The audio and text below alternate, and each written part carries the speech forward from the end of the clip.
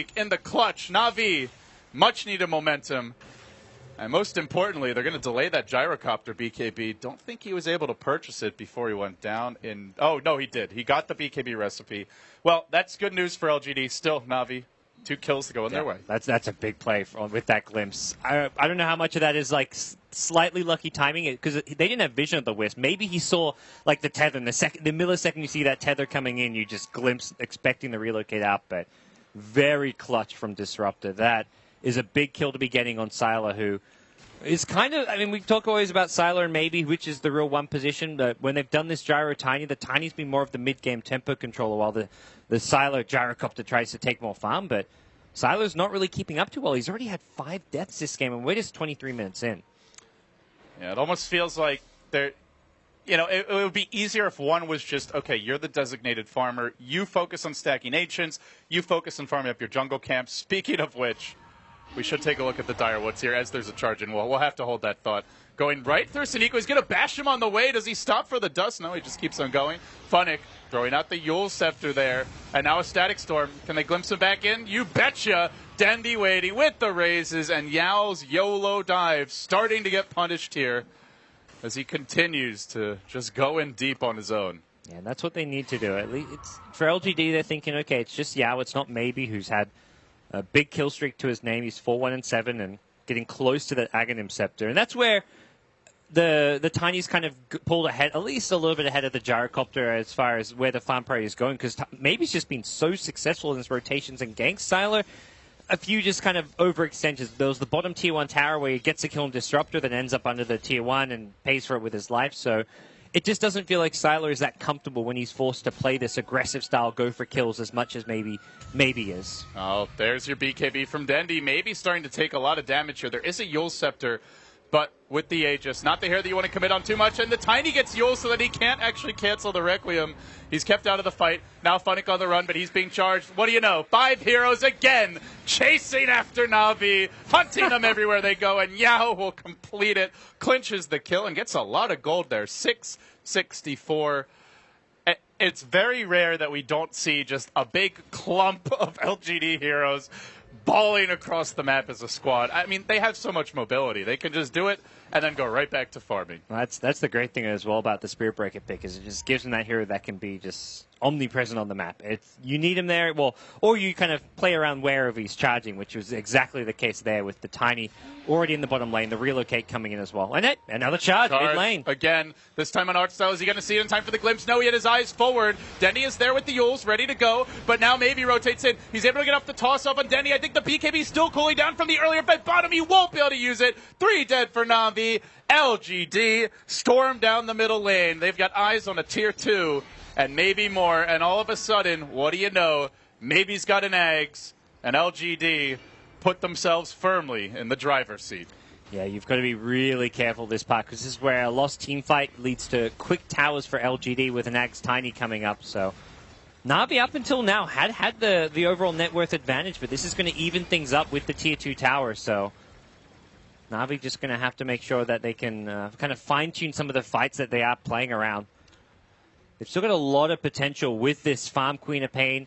About to hit BKB. Dendy already sitting on BKB and Blink Dagger. Their team fight for Na'Vi is very scary. You lead with an Axe Call, you have a Static Storm follow-up, 2 BKB cores.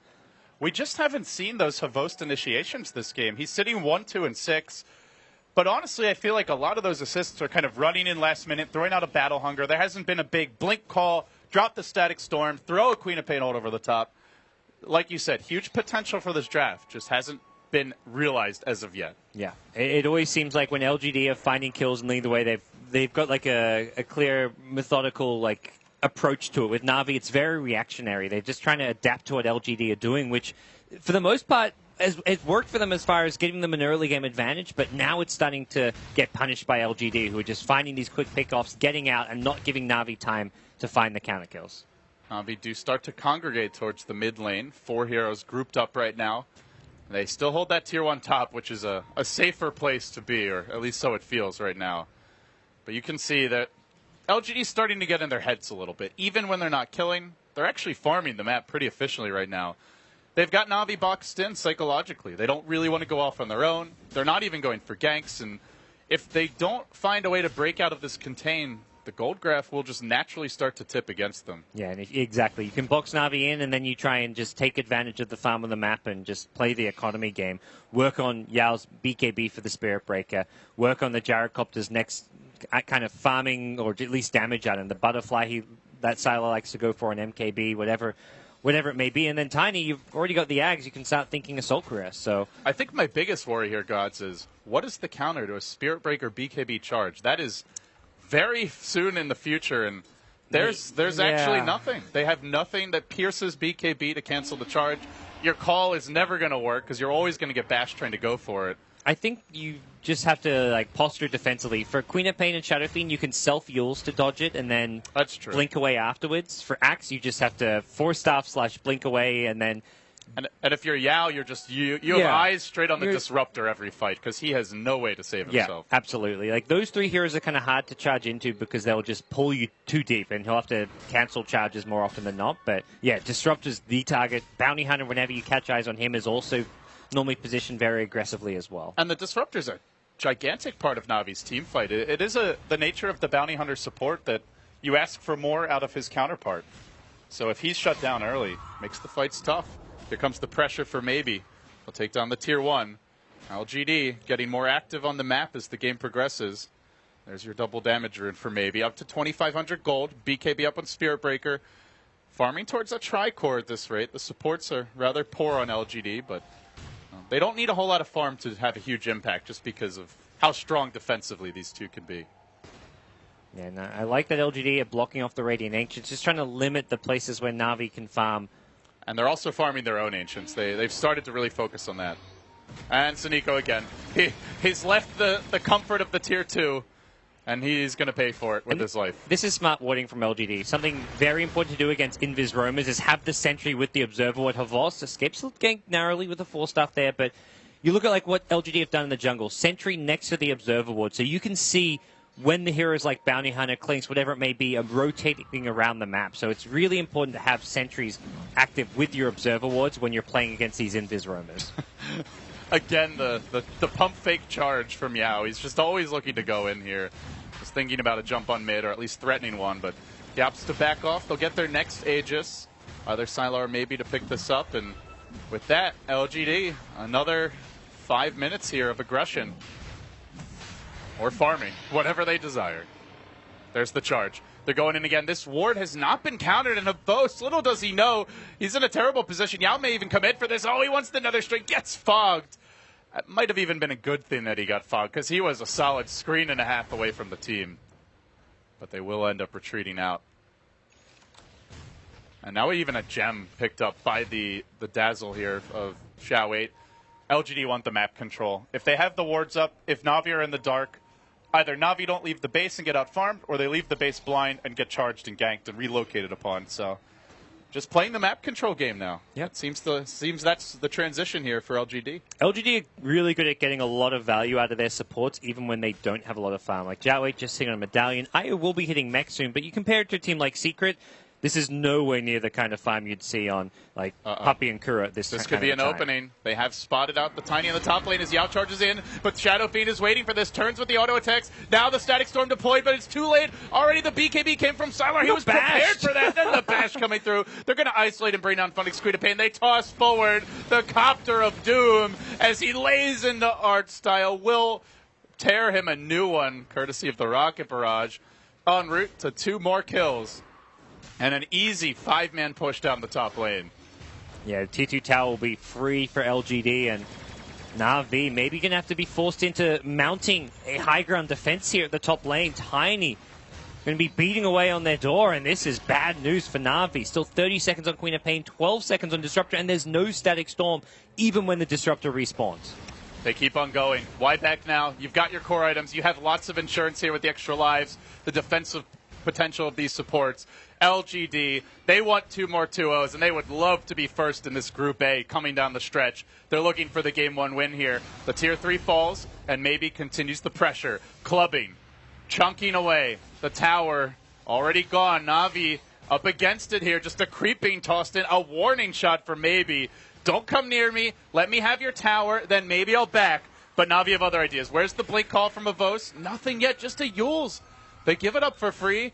Now they want to chase, but now's not really the best time to go.